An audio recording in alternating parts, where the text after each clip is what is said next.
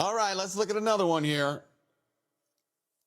This is a new installation, and this person has questions. Let's see what their questions. This is a brand new roof. Roofer says all the issues are normal, and damaged shingles and grain loss are fine and normal part of the install process. Any thoughts? I have some thoughts, and so are the people who are going to see this. Granule loss. Let's cover that right now. I don't care if Santa Claus puts a roof on. There's going to be granule loss. These roofs will shed granules for a couple of years. That is typical and normal to an extent. So you need to keep an eye on it. However, this stuff, this is a heavy foot. Let's take a closer look here. Again, some of these big patches, they're not the end of the world. But you got to remember the granules are on your shingles to protect the shingles from the UV light from the sun. And once the sunlight has access to the fiberglass and the asphalt, that's when the clock is really going to start ticking for the life of your roof. And that's kind of the same with hail damage. And again, we can see right here, get out of the way. Yeah, see, this is somebody's feet. And realistically, they needed to just pull those shingles up and replace them while they were doing it. Would have been a whole lot easier. Okay, here's your a lead. They used a lead pipe flashing, incredibly expensive, but the installation looks like crap. I like that they tarred it, but there shouldn't be that gap there. That gap, and here we go. Another. I'm going to assume this is some kind of vent for a bathroom or something. Typically, again, here's this deal where it's become popular with some people that they think they need to run shingles over the bottom of the flashing. I think you're asking for problems. It can be done so it doesn't leak, but why do you want water running under the shingles? If you don't have to, there's no reason to do that.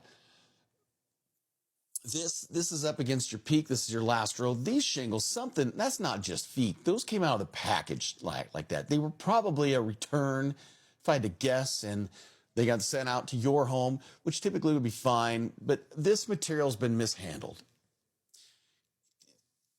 When you're installing shingles, you can see these defects in the shingles, unless you just absolutely do not care about your job as an installer. They see those.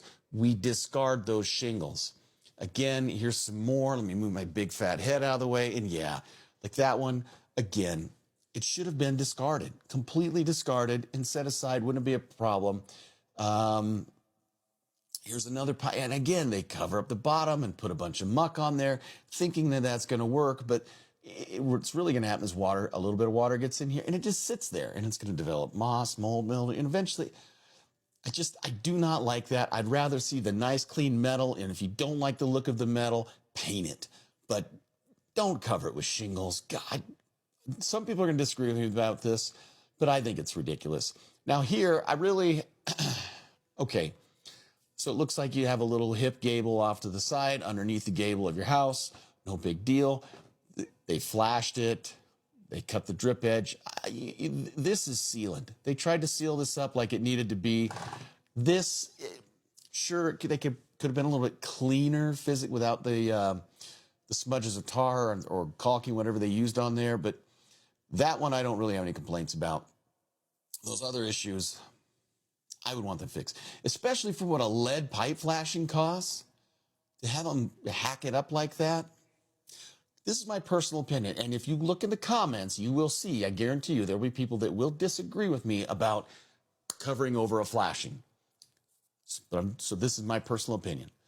And usually I will say, trust your installer. But on that one, even though there's people that will disagree with me, I'm right. You're wrong on that one. I don't like covering the flashing. But yeah, get them back out there, get it fixed. Other than that, everything looks all right. I mean, I can't see how the nailing is done, if it's bad nailing or whatnot, but for the most part, well, I take it back. Look at the crooked rows. Okay, maybe I should shut up, not start saying it looks so great to begin with.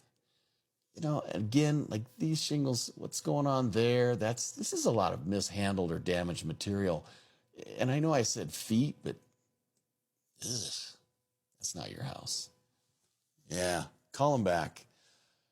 Call another contractor. On this one, I hate to say call another contractor to come out and tell your contractor what to do, right? But you might want to get a home inspector or somebody out there to just, hopefully you haven't paid them in full yet. And if not, check with your state licensing board for contractors. You may have a recovery fund, and the state may have their insurance and bonding information on hand. If you need, I would address those issues. They're not end of the world. It's not going to leak tomorrow. But for what a roof costs nowadays, it's just sloppy, and it needs to be done right. It's your home. You should be happy with it. Sorry, I can't be much more help. Happy roofing.